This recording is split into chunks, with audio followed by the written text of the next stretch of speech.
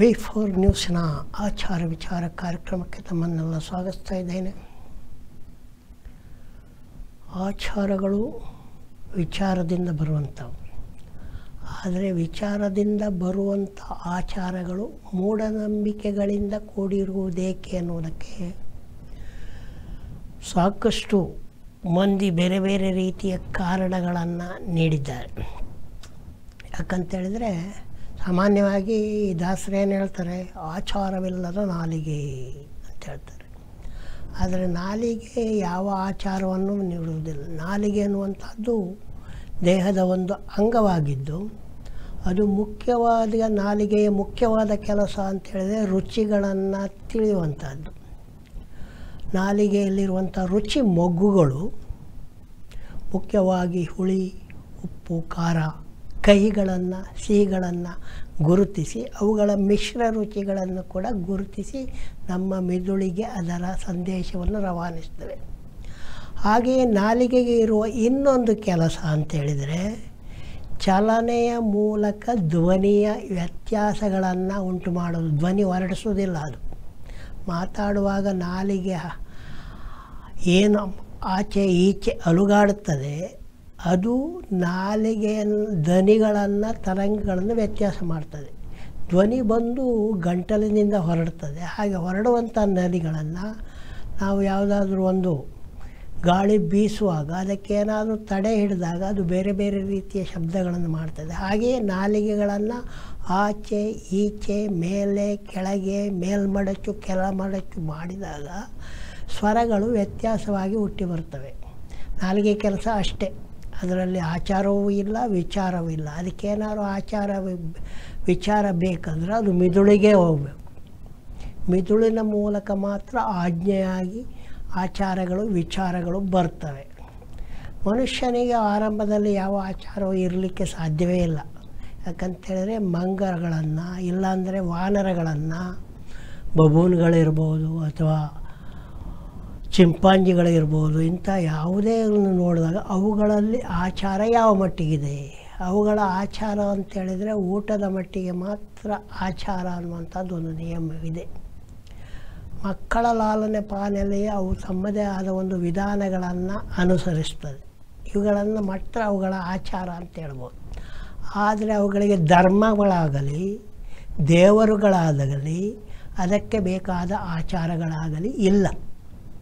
ಮನುಷ್ಯ ಮಾತ್ರ ನಾನಾ ಧರ್ಮಗಳನ್ನು, ದೇವರುಗಳನ್ನು, ಆಚಾರಗಳನ್ನು ತನ್ನ ವಿಚಾರದಿಂದಲೋ ಮತಿಹೀನತೆಯಿಂದಲೋ ಹುಟ್ಟಿ ಹಾಕಿಕೊಂಡಿದ್ದೇನೆ. ಹಾಗೆ ಹುಟ್ಟಿ ಹಾಕಿಕೊಂಡಾಗಲೂ ಕೂಡ ಅವರವರ ಭಾವಕ್ಕೆ ಅವರವರ ತೆರನಾಗಿ ಇರುವಂತೆ ಕಾಣ್ತಾ ಇದೆ. ಯಾಕೆ ಕಾಣ್ತಾ ಇದೆ?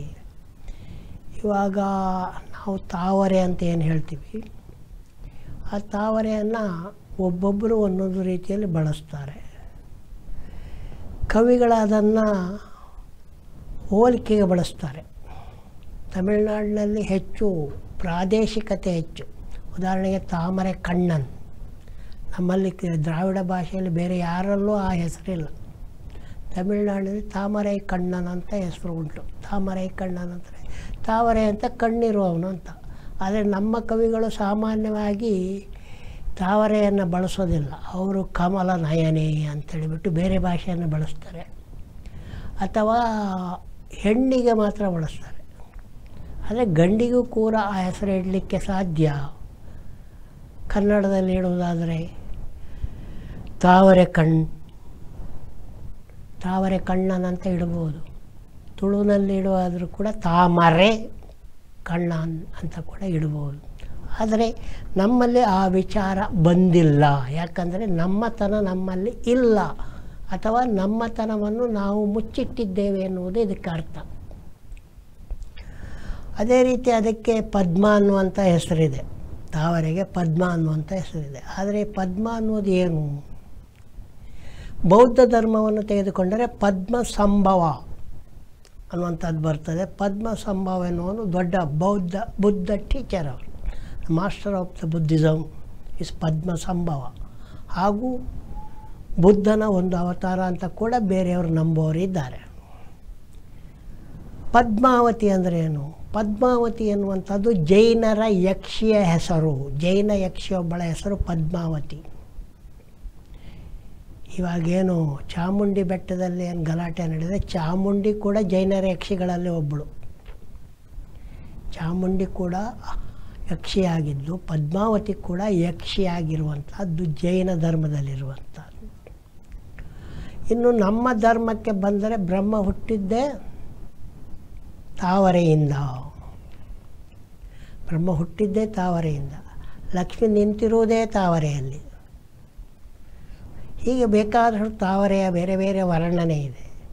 ಹಾಗೆ ದೇಶ ದೇಶಕ್ಕೆ, ಭಾಷೆ ಭಾಷೆಗೆ ವ್ಯತ್ಯಾಸ ಆಗ್ತದೆ. ಉದಾಹರಣೆಗೆ ನಾವು ಗಂಗಾ ನದಿ ಅಂತ ಏನು ಹೇಳ್ತೀವಿ, ಆ ಗಂಗಾ ನದಿ ಬಾಂಗ್ಲಾದೇಶಕ್ಕೆ ಹೋಗ್ತಾ ಇದ್ದಂಗೆ ಅದಕ್ಕೆ ಹೆಸರು ಬದಲಾಗ್ತದೆ. ಬಾಂಗ್ಲಾದೇಶಿಗರು ಆ ನದಿಯನ್ನು ಪದ್ಮಾ ನದಿ, ಪದ್ಮ ಅಂದರೆ ತಾವರೆ ನದಿ ಅಂತ ಕರೀತಾರೆ. ಯಾಕೆ ಕರೀತಾರೆ? ಭಾಳ ಸುಲಭ.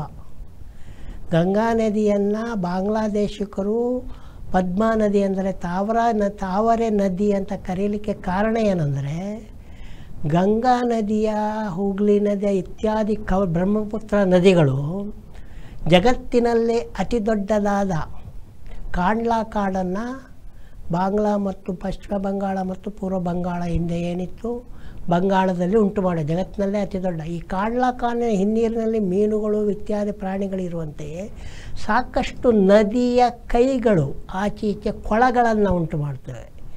ಈ ಎಲ್ಲ ಕೊಳಗಳಲ್ಲೂ ಸಾವಿರಾರು ಸಂಖ್ಯೆಯಲ್ಲಿ ಬಿಹಾರ, ಅಸ್ಸಾಂ ಮತ್ತು ಬಂಗಾಳ ಈ 3 ರಾಜ್ಯಗಳಲ್ಲಿ ಲಕ್ಷಾಂತರ ಸಂಖ್ಯೆಯಲ್ಲಿ ತಾವರೆಗಳು ಮತ್ತು ನೈದಿಲೆಗಳನ್ನು ನಾವು ಜಲ್ಲಿಪೂ ಅಂತ ಹೇಳ್ತೇವೆ. ಅದು ಕೂಡ ತಾವರೆ ಜಾತಿ, ಬಣ್ಣ ಮಾತ್ರ ಬೇರೆ ಇರ್ತದೆ. ಲಕ್ಷಾಂತರ ಸಂಖ್ಯೆಯಲ್ಲಿ ಅರಳುವುದರಿಂದ ಅದೇ ಒಂದು ದೊಡ್ಡ ವ್ಯವಹಾರ ಅಲ್ಲಿ ಭಾಳ ಜನರಿಗೆ. ಆ ತಾವರೆ ಹೂವುಗಳು ಹೆಚ್ಚು ಬೆಳೆಯೋದ್ರಿಂದ ಗಂಗಾ ನದಿ ಬಾಂಗ್ಲಾದೇಶದಲ್ಲಿ ಏನಾಗಿದೆ, ಪದ್ಮಾ ನದಿ ಆಗಿದೆ. ಹಾಗಾಗಿ ಆಚಾರ ಮತ್ತು ನಂಬಿಕೆಗಳನ್ನೋದಕ್ಕೆ ಇದೇ ಬೇಲಿ ಅಂತ ಏನಿಲ್ಲ. ಅದು ಬೇರೆ ಬೇರೆ ರೀತಿಯಲ್ಲಿ ತನ್ನ ಪ್ರದೇಶದಲ್ಲಿ ಏನಿದೆ ಅದನ್ನು ಬೇಲಿ ಹಾಕ್ಕೊಂಡಿರುತ್ತೆ. ಹಾಗೆ ನೋಡಲಿಕ್ಕೆ ಹೋದರೆ 5000 ವರ್ಷಗಳ ಹಿಂದೆಯೇ ಈಜಿಪ್ಟ್ ನಾಗರಿಕತೆಯಲ್ಲಿ ಅಲ್ಲಿ ನೈಲ್ ನದಿ ಏನಿದೆ, ಆ ನೈಲ್ ನದಿ ಕೂಡ ಇಲ್ಲಿಯ ಆ ಬಂಗಾಳದಲ್ಲಿ ಹೇಗೆ ತಾವರೆಗಳನ್ನು ಹುಟ್ಟಿಸ್ತದೆ ನದಿಯ ಕವಲಿನ ಕೊಳಗಳಲ್ಲಿ, ನೈಲ್ ನದಿ ಅಕ್ಕಪಕ್ಕದಲ್ಲಿ ಕೂಡ ಹಿಂದೆ ಸಾಕಷ್ಟು ತಾವರೆ ಕೊಳಗಳು ಇದ್ದವು.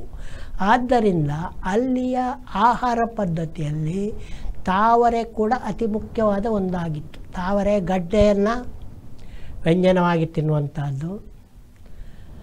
ಆಮೇಲೆ ತಾವರೆಯ ಬೀಜಗಳನ್ನು ಆ ಕಾಲದಲ್ಲೇ ಪಾಪ್ಕಾರ್ನ್ ಮಾಡಿದ್ದಾರೆ ಈಜಿಪ್ಟ್ನವರು. ತಾವರೆ ಬೀಜದಿಂದ ಬೀಜ ತೆಗೆದು ಒಣಗಿಸಿ 5000 ವರ್ಷಗಳ ಹಿಂದೆಯೇ ಪಾಪ್ಕಾರ್ನ್ ಮಾಡಿ ತಮ್ಮ ದೇವರಿಗೆ ಅರ್ಪಿಸಿ ತಾವು ತಿಂದಿದ್ದಾರೆ. ನಮ್ಮಲ್ಲಿ ಈಗೀಗ ತಾವರೆ ಬೀಜದ ಬಳಕೆ ಆರಂಭಿದೆ. ಈಗೀಗ ಅಂದರೆ ನಮಗೆ ಈಗೀಗ ಗೊತ್ತಾಗ್ತಾ ಇದೆ. ಆದರೆ ಬಿಹಾರ ಕಡೆ ಆ ಕಡೆ ಎಲ್ಲ ಭಾಳ ಹಿಂದಿನಿಂದ ತಿಂತಾಯಿದ್ರು. ನಮ್ಮ ತುಳುನಾಡಿನಲ್ಲಿ ಕೂಡ ನಾವು ನೈದಿಲೆಯ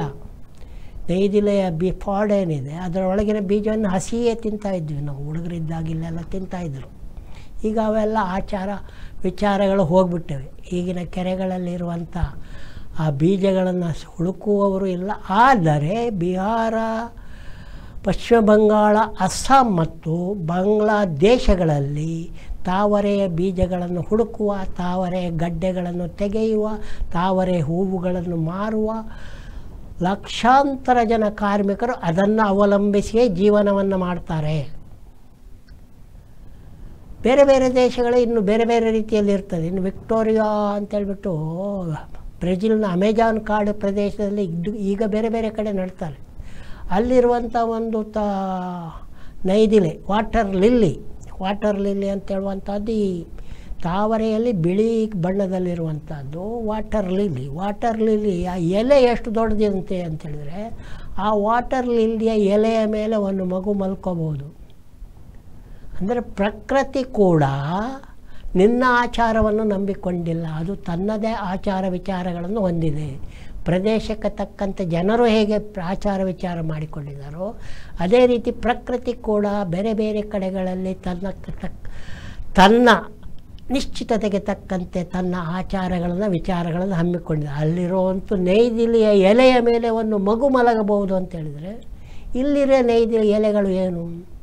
ಭಾರತದಲ್ಲಿ ನೈದಿಲಿಯ ಎಲೆಗಳನ್ನು ನಮ್ಮ ಪುರಾಣಗಳನ್ನು ಓದಿದರೆ ಸಿಗುವಂಥದ್ದೇನೆಂದರೆ, ಎಲೆಗಳಿಂದ ನೀರುಗಳನ್ನು ತೆಗೆದುಕೊಂಡು ಹೋಗ್ತಾಯಿದ್ರು. ತಾವರೆ ಎಲೆಯಲ್ಲಿ ನೀರುಗಳನ್ನು ಕುಡಿಯಲು ತೊಗೊಂಡು ಹೋಗ್ಬಿಟ್ಟು ಸ್ವಲ್ಪ ಮಟ್ಟಿಗೆ ಬೇಕಾದಾಗ ಅದರಲ್ಲೇ ತೊಗೊಂಡು ಹೋಗ್ಬಿಟ್ಟು ನೀರನ್ನು ಕುಡಿಯುವಂಥ ಪದ್ಧತಿ ಇತ್ತು. ಉಳಿದಂತೆ ಅದರ ಎಲೆಗಳ ಬಳಕೆ, ಎಲೆಯಲ್ಲಿ ಕಾಗದ ಬರೆದರು ಅಂತೇಳಿ ಕೂಡ ಕೆಲವೊಂದು ಉಲ್ಲೇಖ ಬರ್ತದೆ. ಅದು ಹೇಗೆ ಬರೆದ್ರು, ಉಗುರಿನಿಂದ ಚೂಟಿ ಬರೆದಿರ್ಬೋದು, ಅದು ಕೂಡ ಹಾಗಾಗಿ ಆಚಾರ ಮತ್ತು ವಿಚಾರ ಅನ್ನುವಂಥದ್ದು ಒಂದು ಸಣ್ಣ ಚೌಕಟ್ಟಿನೊಳಗೆ ಸಿಗುವಂಥ ವಿಚಾರವಲ್ಲ. ಅದು ಬಹಳ ವಿಸ್ತಾರವಾದುದು ಮತ್ತು ತುಂಬ ಆಳವಾದುದು ಮತ್ತು ಗಂಭೀರವಾದುದು. ಅದನ್ನು ಕೆಲವರು ನಮ್ಮದೇ ಸರಿ ಅಂತ ಏನು ಪಟ್ಟು ಹಿಡಿದು ಮಾಡ್ತಾ ಇದ್ದಾರೆ, ಅದು ಮಾತ್ರ ಅನಾಚಾರ, ಅದು ಆಚಾರವಿಲ್ಲ ಅಲ್ಲ.